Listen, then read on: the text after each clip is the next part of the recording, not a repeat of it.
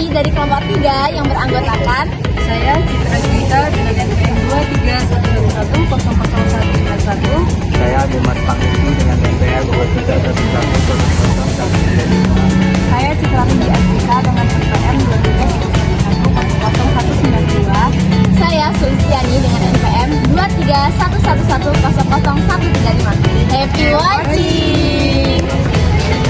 Jadi di sini kita akan membahas tentang suhu dan kalor. Jadi apa sih suhu dan kalor itu? Jadi suhu adalah derajat panas atau dinginnya suatu zat. Skala suhu adalah sistem pengukuran yang digunakan untuk mengukur tingkat panas atau dinginnya suatu objek. Sistem pengukuran yang digunakan dalam pengukuran suhu biasanya menggunakan termometer. Satuan dari termometer terdiri dari Celcius, Fahrenheit, Reaumur, dan Kelvin. Penerapan pengukuran suhu dalam kehidupan sehari-hari seperti penggunaan termometer untuk mengukur suhu badan seseorang. Contohnya, ketika seseorang sedang sakit demam, untuk mendeteksi kondisi suhu badan normal atau tidaknya, maka dibutuhkan termometer untuk mengetahui kondisi suhu badan.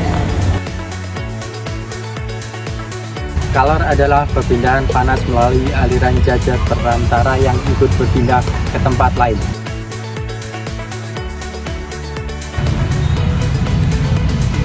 Baik, selanjutnya adalah hantaran kalor.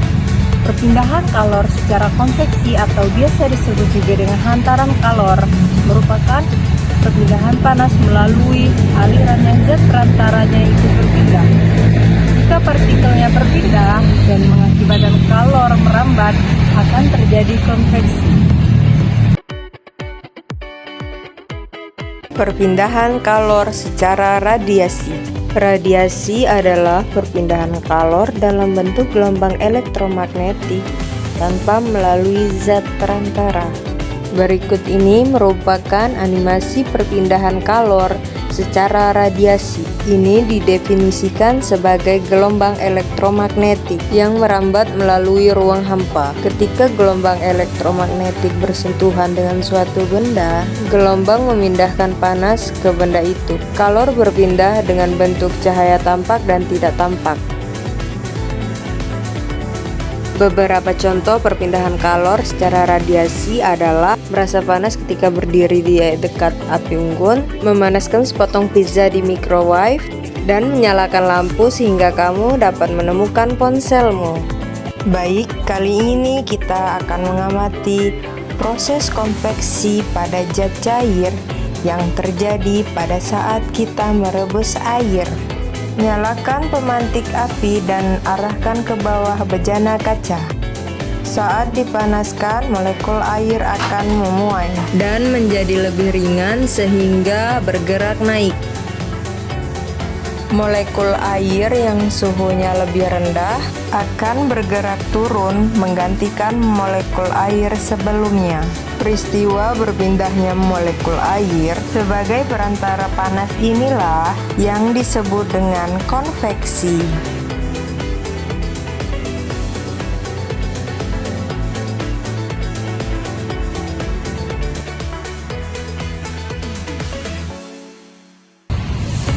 Baik, materi terakhir itu tentang perubahan wujud karena kalor. Perubahan wujud karena kalor adalah perubahan suatu benda yang terjadi saat benda tersebut mendapatkan panas dalam jumlah tertentu.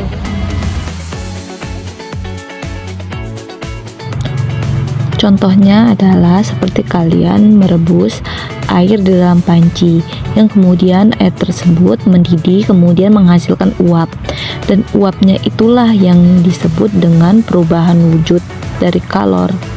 Sekian dari kami, kurang lebihnya mohon maaf. Wabillahi taufiq wal hidayah. Wassalamualaikum warahmatullahi wabarakatuh.